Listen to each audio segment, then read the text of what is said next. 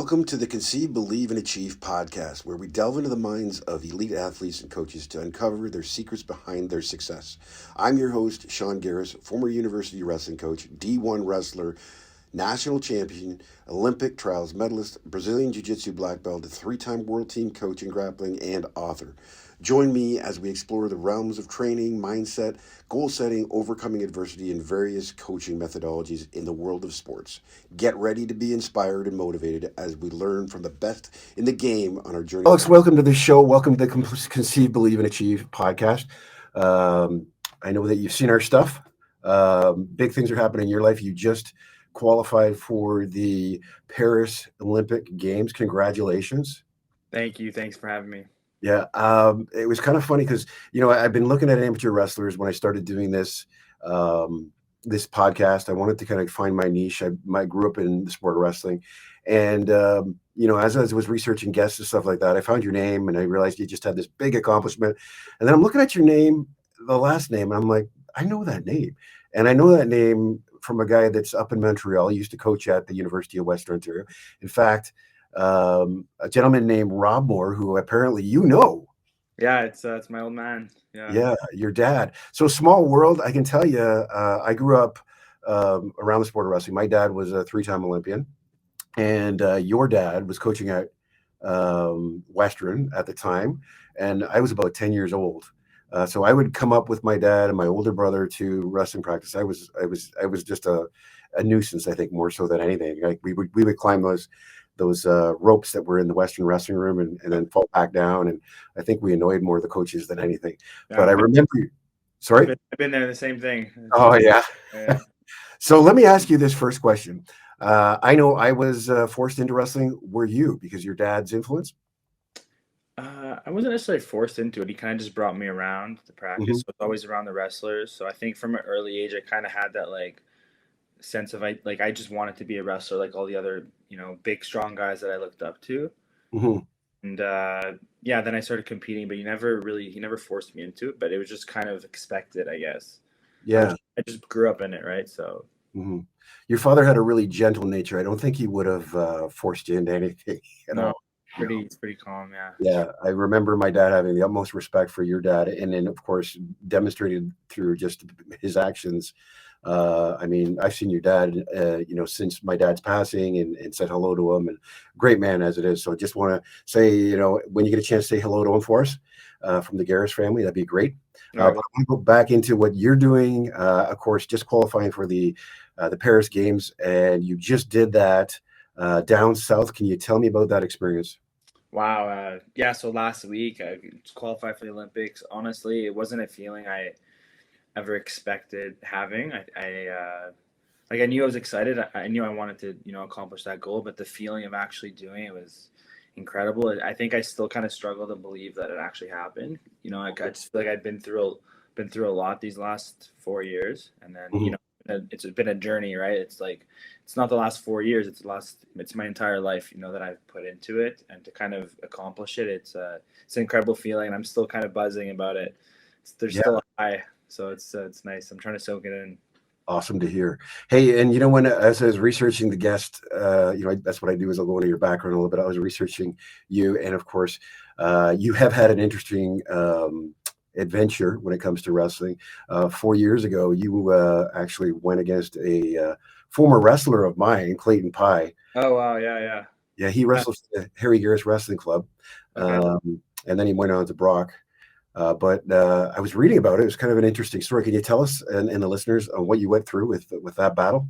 Yeah. So 4 years ago, so I was the number one seed because I won the nationals the year before, and we had the Olympic trials. And I don't know if it was at the U23 Worlds, but we had the U23 Worlds. It might have been in my quarterfinal match, but I was kind of getting going. Like I had a really good tournament. I beat Russia, I beat Georgia, and then I lost to Turkey. But I hurt my knee a bit, and then I went back to practice, and I kept tweaking it, and it kept getting worse. And then the week before, I don't know if it was a week or two before the Olympic trials, I found out that I had a complete tear in my ACL. So with my coaches, we decided not to, partake in the trials. So I had to sit out. So I'm like, okay, this whole cycle was for nothing. I spent one day feeling bad for myself, and then kind of went right into training again just to prehab and get ready for my surgery. And then COVID happened and everything got postponed. So then Clayton, he went to the Pan Am Olympic qualifier, and he didn't make it. And then COVID shut everything down. So by the time things got restarted, I was like a month, I went through my entire rehab, so I had a month of training ready, and I got a wrestle off. So then I wrestled him best 2 out of 3, to kind of take over that spot to try to qualify the country in Bulgaria. So I won the qualifier. No, I won the wrestle off against Clayton, but the week before I tore my labrum. Oh. So I went from, like, it was crazy. I was getting big. I was getting strong. Like, I went from benching 3 plates to not even being able to do a push-up. Mm-hmm. So I was, a little bit stressed out about that. But I got the job done against Clayton, and then went to Bulgaria. And then by that point, like, it was very hard to train with it. I couldn't really push on anything, and so I didn't qualify. And then had to go through another cycle, and then finally I got the job done here. So yeah. So tell me about the road to Paris, and how, I guess you said packed it up after the last qualifier. You could have said, you know what, I put my effort in. I don't have to do it anymore. What kept you driving? Why did you continue? Because most people would say, they just wouldn't. yeah, it was tough. I think I was still in school, so I had about a year left in school. So I was like, Mm-hmm. hey, let me ride it out with school, and then, but I don't know. You don't want to disappoint that little kid inside of you that had that dream, Mm-hmm. So I figured, let's not make any rash decisions. I just keep going with it, and then I stuck through it, and then next thing you know, it's only a year away. It's only 6 months away, and you worked your whole life for it. So I didn't want to throw everything away, and I'm happy I didn't. It was a crazy ride. Mm-hmm. Let's talk about that little kid. Where did he start off wrestling? Montreal Wrestling Club. So I started here. I finished here. Oh, I'm gonna finish here. So I spent my whole life at the same wrestling club, same coaches. So I've been super lucky.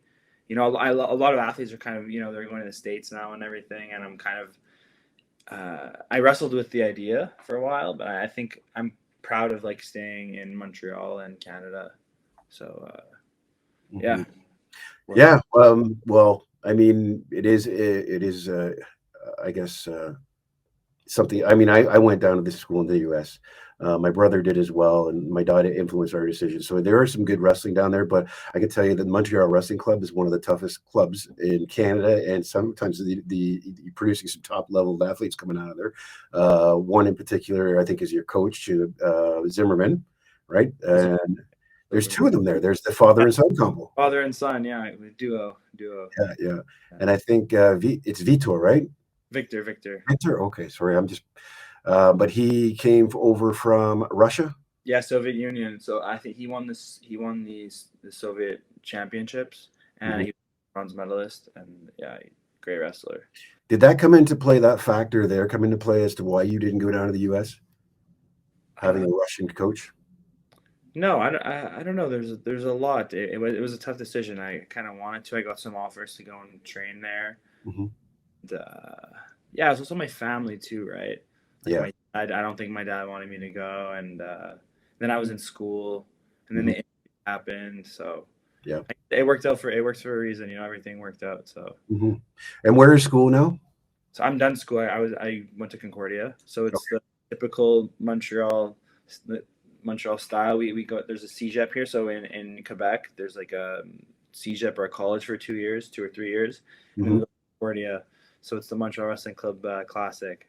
So okay. Concordia. Yeah, everyone goes to Concordia. Nice. And who coaches at Concordia? Is it Victor? Yeah, but it's Victor and David, like both of them, and my dad. Everyone trains at the same club. So the entire Concordia team wrestles at the Montreal Wrestling Club, and it's all kind of intertwined. Mm-hmm. Yeah. Nice. Well, growing up in this sport, growing up around those guys, I mean, obviously, wrestling is going to infiltrate your soul in some way. No, for sure. Not at all. 100%. Tell me about your mental preparation for your matches. I mean, you've already sounds like you already had some sort of mental prep, going into from the last. You built it from the last trials coming into this trials, Yeah. and maybe the qualifiers. But how did you build up? I guess or prepare yourself mentally for your competitions. How do you usually do that? I kind of just try to stay focused on what I have to do. So Hmm. at practice, whether that's at practice or during the tournament itself, I'm like focused on, okay, what are like my keys to success? So what do I have to do in the match to be successful? And what do I have to do in training? So I kind of try to focus on that rather than like focusing on the results and stuff. But in terms of like toughness, um, like you just kind of develop it over 20 years of training and going through hard, like wrestling's a really hard sport, so you're bound to kind of get tougher just going through everything. And then like I don't know how, but I kind of got pretty good at dealing with adversity, right? So I told you about my knee that I had in my shoulder, and then right when I got back after my shoulder, like I had COVID going into nationals, and then right when I got back, I tore my hamstring. So I went to Commonwealth Games with like no time on the mat, and then even for the qualifiers. So the last qualifiers we just had, 7 weeks before. No, so Saturday. So I wrestled Friday. So 7 weeks from Saturday, I broke my hand. So I was only on the mats maybe three times before going to the tournament. So I had a complete break in my, or I don't know if it was a complete, no, it was a break. So my bone was like kind of sticking out of the side. It was like an oblique fracture in my hand.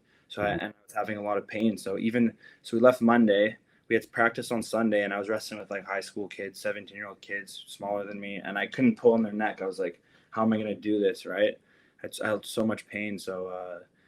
But I stayed pretty calm, and I think it just going through all that adversity with sport kind of just conditioned me to learn how to deal with these kinds of things. Hmm.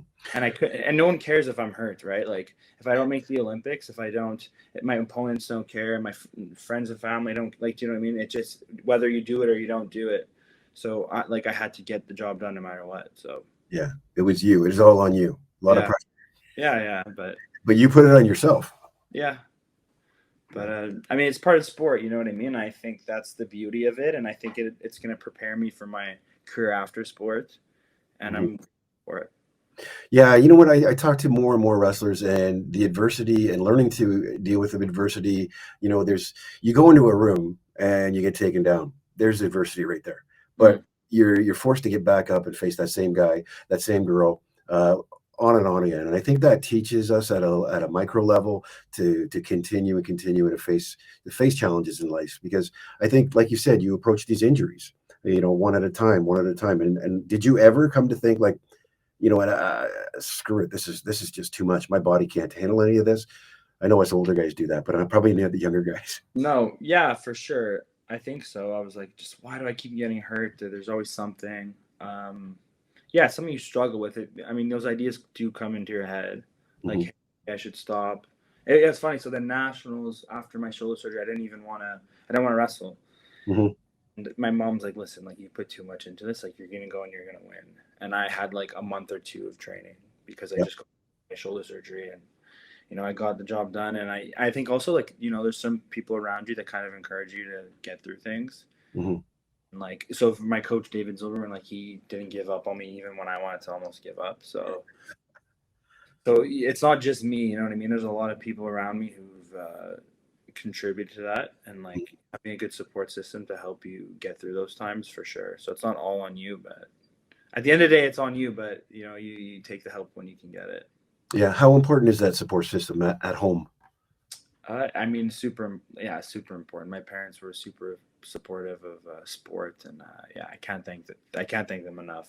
But I was lucky that my dad is so involved in the sport that he always got it, and everything in my family was kind of revolving around wrestling always. So yeah, I guess I was lucky to be born into the sport in terms of where I'm at today. Hmm. Yeah, it was just everything was around wrestling. My mom probably doesn't like it, but yeah, life in the household's about wrestling. So Did you ever try any other sport? I played soccer, like competitive soccer, when I was younger, and I did a bit of judo. Hmm. So just those two, and then the rest was just wrestling. What and I'm assuming it's just the influence at home that, and then constantly bringing you up to the university to wrestle is probably why it happened. Yeah, and then I just got good at it. Yeah. Like pretty early on, I was winning, Hmm. and I think you just like things that you're good at. Hmm. Yeah. When you're successful, you build on your success. Yeah, but then it's funny though when you're young and you have a lot of success, and then you lose that first match, or start, and then it hurts so bad. Like I remember I lost. I don't know how old I was, but I remember losing, and I just wanted to quit. I was so upset. Like I didn't want to go to practice. I was like embarrassed to come back, and then that's when the toughness starts coming into place. You're a soft kid, you know what I mean, and then Mhm. that's when university starts, and then the journey starts.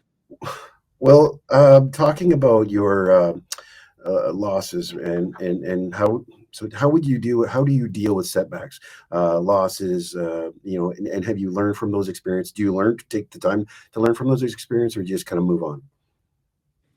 Uh, you have to move on in a way. Like I move on, but I think of the losses. Like, hey, what did I do wrong? What can I do? And like, what's in my you lost, right? So it's not in your control anymore. So you have to move on in a sense, but you have to look at the loss and say, hey, what can I do moving forward?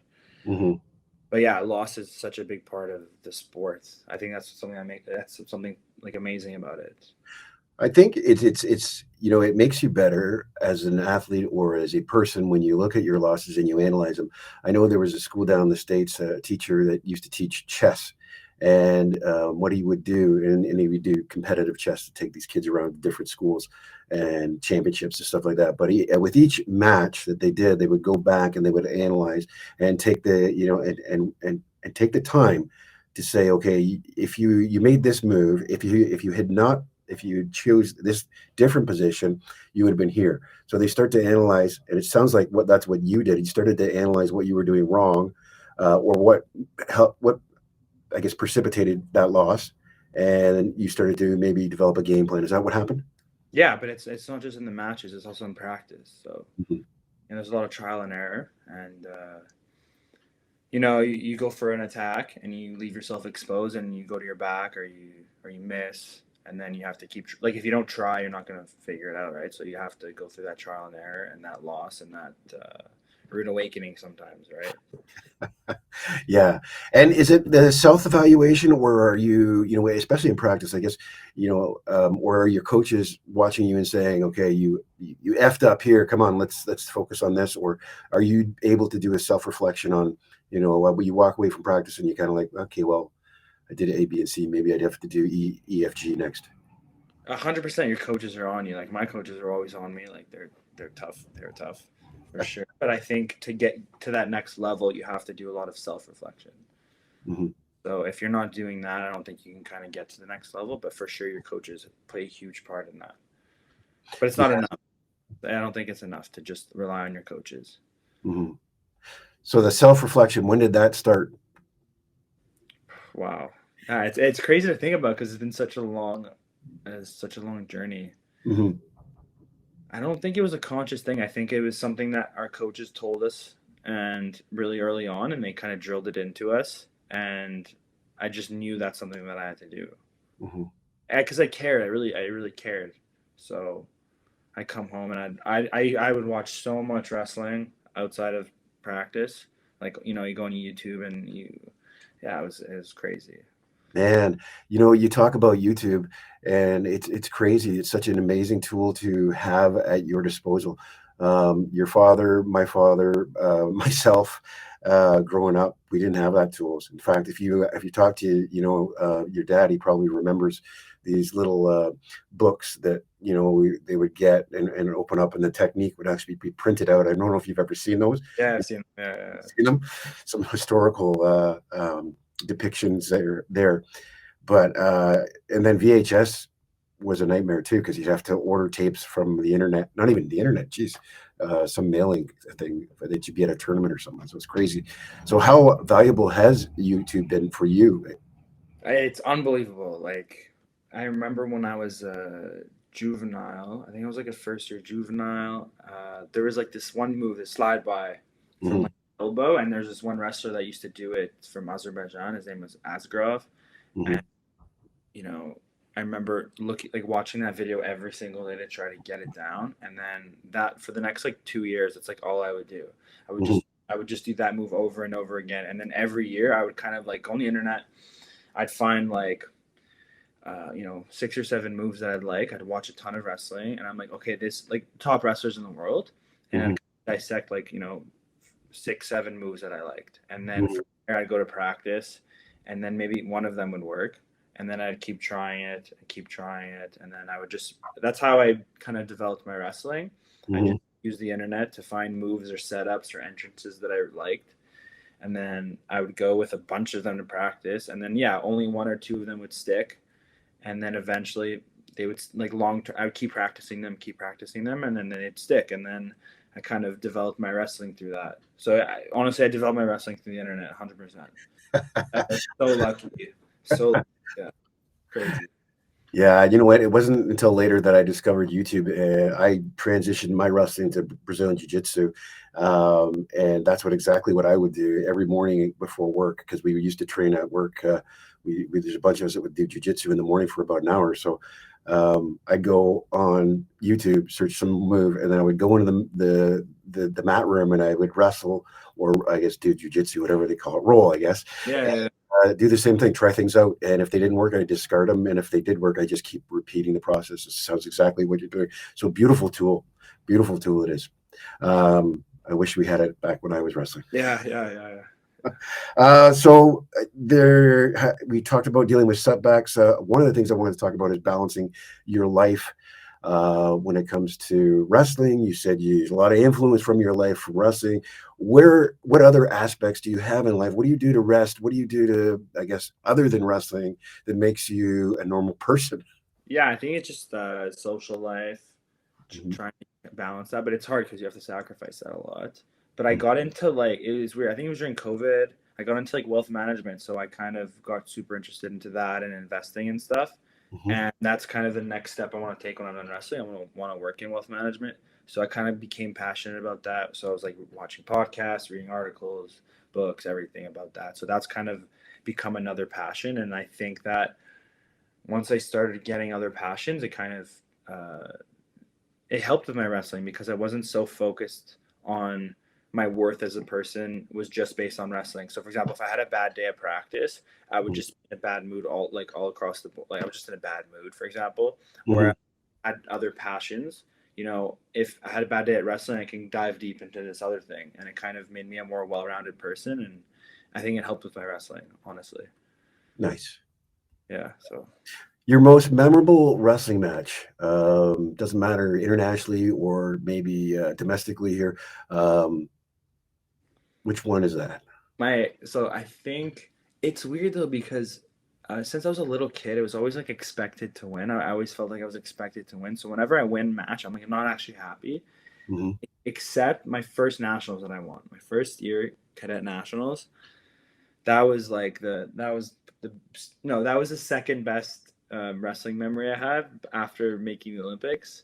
But yeah, it was tough. I feel like that first year it's I always wanted to be a national champion growing up. It was like the first kind of milestone and the first big one, and I was overcome with joy, and I'm like, oh, I'm a national champion, like I'm the best in the country. That was definitely the best feeling before qualifying for the Olympics. But I had some good matches, like I beat some good Georgian guys. I beat Russia at the U23 Worlds. Those are good, but no, for sure, first nationals and then qualifying for the Olympics. By far, the best feelings that I've experienced. Yeah, awesome. Tell me about the day. We'll go back to the qualifying for the Olympics. Tell me about the day, how it started off, and and what you did to prepare mentally and physically. Of the qualifiers, for the Yeah. qualifiers, woke up, just go to the weigh-ins. I think once you go to weigh-ins, it kind of sets in like the nerves a little bit, and you're around all the other athletes at weigh-ins, and everyone's like, chest puffed out, like trying to intimidate each other. So I guess body language I feel like is important there. Um, so yeah, weigh in, eat, rehydrate, and then rest a bit before people start warming up. I got my hand taped because I broke it. took my painkiller, helped a lot. Got for the painkiller. Mm-hmm. I didn't feel anything. Yeah, then warm up, and I'm just trying to focus on like one thing at a time. So I'm thinking about my warm up, what do I have to do next, pushing, getting my heart rate up. And then I had my first match. My first match, I was super nervous because I haven't wrestled anyone. I hadn't wrestled a match in practice or anything for like 7 weeks. Mm-hmm. So I was a little bit nervous for the first one. Mm-hmm. First round was really slow. It was like 1-0. I mean, I could have taken him down like right away probably, but I Mm-hmm. kept it easy. And then my coach, I go to the corner, and the coach is like, "Listen, you gotta just like it's not gonna end 1-0. Like you have to just go and take him down." And then I took him down right at the beginning of the second, turned him 10-0, but or 11-0. But yeah, it's just like any other tournament almost. It just there's a little bit more pressure because Mm-hmm. everyone that's their Olympic spot on the line and staying calm. So then after that, go back to the hotel, but you have to stay calm because I'm in my head. I'm like thinking I could qualify to make the Olympic Games. So I'm getting excited, but I'm like, listen, I need to calm down. Like it's in 5 hours. I need to conserve my energy for the rest of the day, chill. But like you can't help but like kind of get excited about it. And I'm like, listen, that's not helping me. It's wasting my energy. I need to just focus on resting right now and then focus on what I need to do in the match. So in my semis, I knew the guy didn't have a gas tank. Mm-hmm. So I just kind of tried to push the pace. So Yeah. the score was close. It was like 4-0. I pinned him 4-0, but like he was dead. Like I didn't feel, I just felt him kind of break. So I felt like the score didn't reflect the match. But yeah, crazy day though. But it was tiring. And then for example, I have my match. I think I was seventh match, and then there was a break because there was an issue with the lights. So you're about to go on next, and then it keeps getting delayed, and you have to learn to like not get too high, too like what I mean. You can't get too excited because then you're gonna burn out. And then learn to deal with the delay and everything. But I mean, it's nothing that we don't practice for or experience in other tournaments, Mm-hmm. right? It's like 15 years of competing, or you learn to deal with those things. Yeah. Um, so none of those setbacks, none of those distractions played into your mental state of mind at the time. You seemed like you said that you stayed focused. Was there anybody there that had to help you stay focused as well, or was watching you to stay focused? My coach is always watching me, but I was dialed in. I was ready to go. I Yeah. knew I knew the implications. I knew, yeah, I was ready to go. So I mean, it's through preparation, right? It's not my first tournament. You're training forever. It takes a long time to get to that point where you can kind of learn to prepare for matches and stuff. And it was good to kind of get the first one out of the way. I was Hmm. really happy about that, and then I was just ready to go. I knew what I had to do. I knew what I had to focus on. I just had to go and do it. And I knew like whatever happens in the match, like any kind of adversity, just push through it. Yeah. Nice. Any rituals that go along with your wrestling career, or before you said 15 years of wrestling? I'm sure you have one or two that may come into play. Yeah, yeah. Some people have like their superstitions, or they always wear the same pair of like underwear or whatever. But for me, I just get a haircut right before I leave. That's been my go-to thing. But other than that, I try to you want to look good on the mat, feel good, wrestle good. Mhm. Other than that, not really. Just yeah, I All just right. don't do it. Yeah, I know it's nothing exciting or anything, but the only thing that I do every time, every big tournament, is I go get a haircut right before I leave. But that's about it. Well, you got to look good if you're winning. That's what I'm saying, right? Yeah, exactly. I don't know what a haircut is anymore. I'm sorry.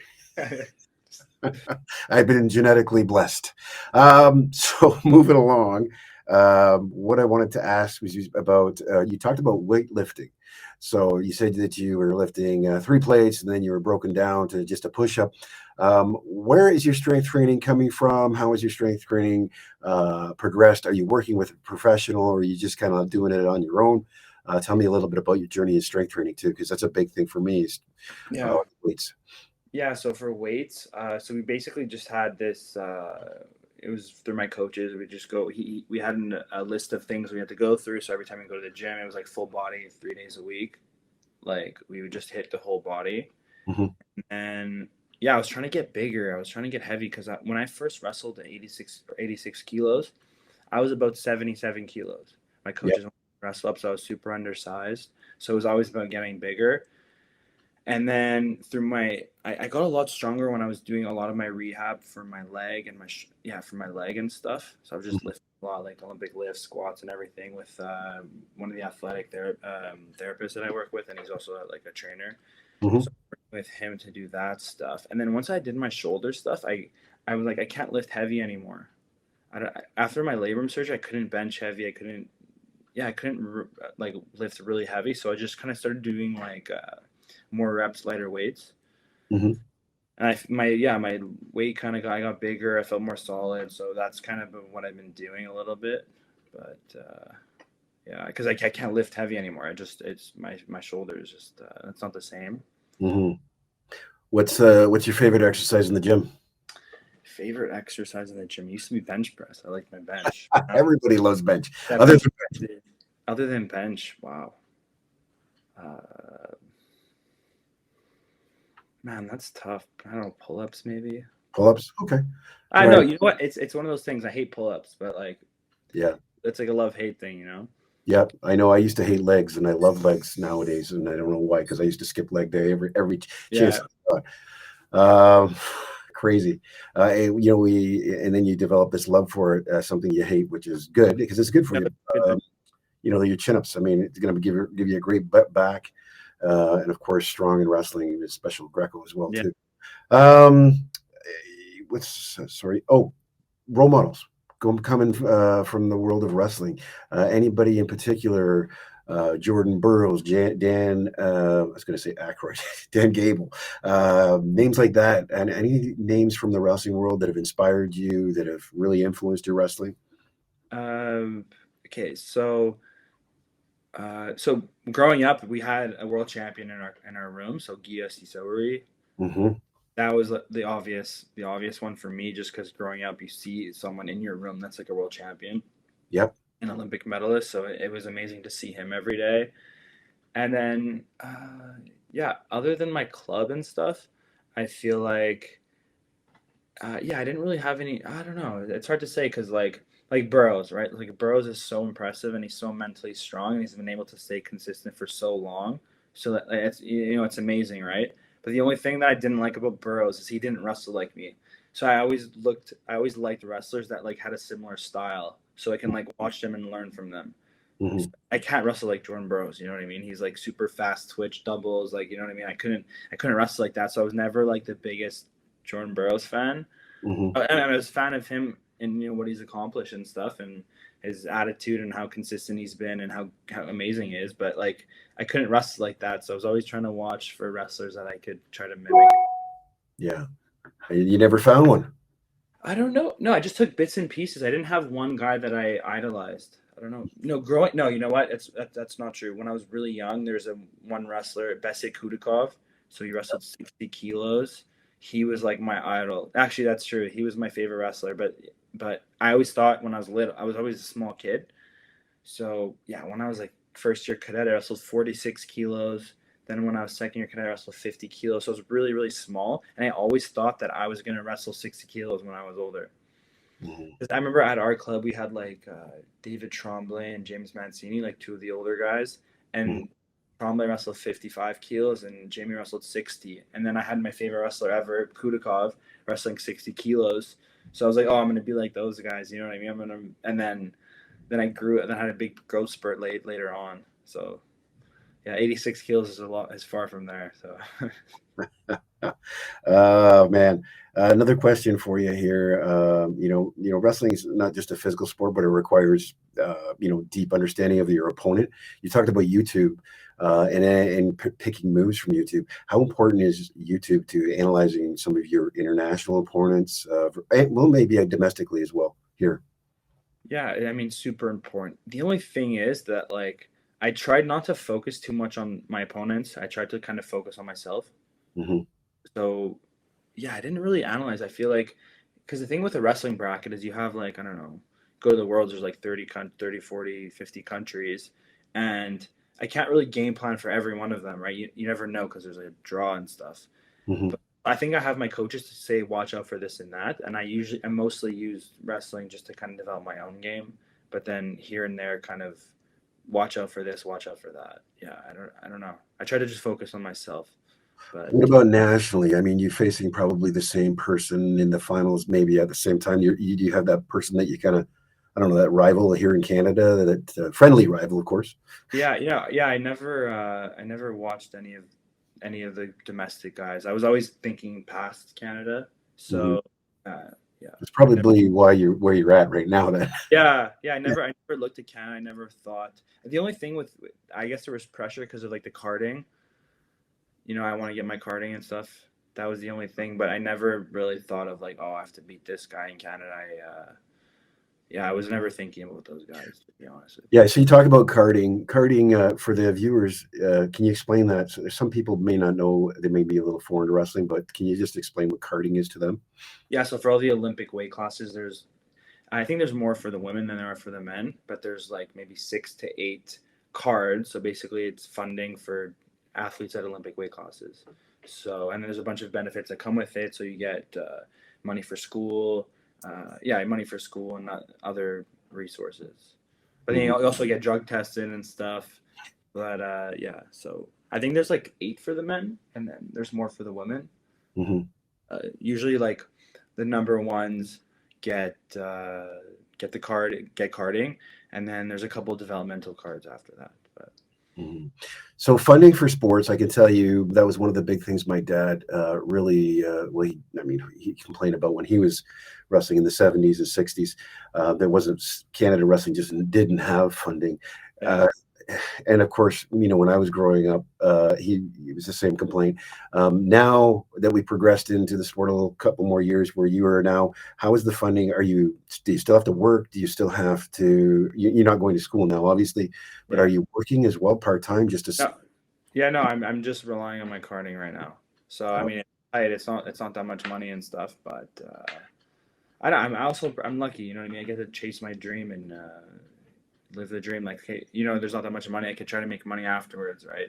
mhm. Yeah, I mean, obviously, I want to make more money with it, but Yeah. Canada, what I mean. There's lots of time for that. Believe me. I mean, do what do what you need to do when you're young, and then when you get older, there's lots of time to get to Yeah, the money. It's not all about chasing the carrot. Um, yeah, do what you got to do when you're young. I'm speaking from experience. yeah. So I got a couple more questions I want to hit you with. Going in preparing, I guess, for Paris now, is it going to be completely different approach, or or have you changed? Have you started to think about changing your routine?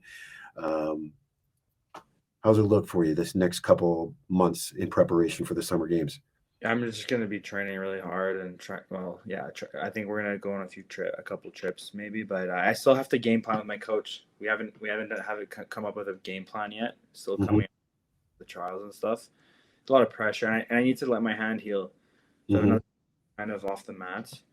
But yeah, just working out right now, just like physical conditioning and stuff. But I still haven't game plan with my coach. Hmm. So you know, to be announced. You know what I mean? But Okay, all right. we We don't won't, know yet. I don't know yet. I wish I could tell you. yeah, we won't let any secrets out of the bag. We Oh, don't there's want. no secrets. There's no secrets yet. Okay. Um, Wrestling is often described as both an individual and a team sport. How do you balance the goals with the dynamics to be part of a team, like the Canadian team? Is it just that I don't know if people really understand, because they say, "Oh, you're on the wrestling team. You made it the wrestling team, the Canadian wrestling team." Yeah. We don't all compete and share in the room. You're actually, in Montreal, whereas Hannah's in Brock. It's not a team kind of atmosphere. It is when you get there, but um, describe that kind of experience when when as a national athlete, when you come together as a team. What is it? How does that work? Well, I mean, a lot of the same athletes are making the same teams. So when you go to different trips, like Hannah, I think I was on the cadet world team with her like 10 years ago. Okay. So you kind of, you make friendships and relationships with some of these people, but it really is an individual sport, right? And you want what's best for Canada. And to do that, you need to have your own individual preparation. But you know what, it is nice. Like, so for example, for my qualifying match, I heard so the girls were done competing, so I heard all the girls on our team, like, cheering and stuff. So it was super exciting, and I heard them, and it was really encouraging. But yeah, it's individual. So because the problem is with Canada is that we go and compete against each other to make the team. You know what I mean? So you can't, like, some people are really buddy buddy, but then in a couple months you have to kill each other to try to make the team. So it's yeah, it's interesting. Yeah, it's tough. Um, so, any suggestions or any, I guess, advice for young athletes who aspire to compete at the Olympic Games like yourself? Yeah, that's crazy. Yeah, it's insane. It's funny because when I'm a little kid, I'm like looking at the people that made the Olympics, or because I don't just want to go to the Olympics, I want to bring home a medal and stuff. But just Mhm. looking at those athletes when I was a little kid, I was like, oh, I want to be like that, and crazy that I'm kind of in that position right now. But I think just find a good club, find a good coach, people that care about you, work hard. Um, yeah, and I think being on like having a constant search, or like having a desire to learn, and I think it's just lifelong learning, right? Like, never think that you know everything. Always be on the search for what's the right answer. Even, there isn't always one right answer, but always be on the search and try to grow, and surround yourself with people that care about you and have the expertise to bring you to that level that you want to be at. Mhm. Surrounding yourself with the people that care, some people that want to see you succeed is so important. I that type of support. I think we talked about that earlier. You have family, you have coaches, can get you in the right places, can put you to the next level. Canada hasn't had an Olympic medal on the men's side for quite some time. I think since 2000, I believe, Yeah, maybe. Gally. Yeah. Agalia, yeah. And even before that, I think it was the '84 Olympics. So if you were to achieve that status, that would be amazing. Pretty Yeah. cool. We're all wishing you that, and you know what? I think it's, when you're training, you'll know that you're at that level too, right? That your mindset. I mean, it sounds like you're building on your mindset, you're building on your physicality, you're building on your training environment. Your coaches are helping you with it. You have everybody surrounding you, that are putting you in the place. When you're in Paris, when you get there, um, or how are you going to prevent that whole Olympic experience from infiltrating the mind? You talked about a little bit about, but before, saying, "Oh, I'm going to qualify for the Olympics," but now you've got the whole experience, the Olympic Games. There's going to, it's going to smack you in the face in the summer. How are you going to stop that fanfare, I guess, from affecting your wrestling? I think I'm a pretty focused person, so I don't get distracted by too much. So I think I'll be okay. But I still want to soak it in a bit. But Hmm. at the end of the day, like, my goal is, to bring home a medal. So Hmm. I think it's just in my personality to be able to kind of put those distractions out. Hmm. Like, my friends, like my friends party and stuff, and I never give in to any of that kind of stuff. So I'm pretty good at dealing with peer pressure and stuff. But Hmm. yeah, the distraction, I think I'll be able to handle it, and I think it just from years and years of learning to deal with that sort of thing. I know there's nothing like the Olympics and stuff, but I've been to the Pan Am Games, Commonwealth Games, so I know they're not as big, but they're a taste of it, and Hmm. I think I'll be fine in dealing with that. Yeah. Yeah. That'll be pretty cool, I think, the Olympic experience, especially in Paris. Have you ever been to Paris before? No, I haven't been to Paris. No, I haven't been to Paris. So yeah, it's No, it's gonna be pretty wild. it's going to be pretty wild. So Hannah's already punched her ticket. Yourself, who else on the team has punched her ticket to Paris so Uh, far? Anna Godinez, Justina Destasio, and then Amar Desi. So there's five of us, and then there's still one last shot. So there's another Olympic qualification event. So we have what is it? Four men competing, and three women.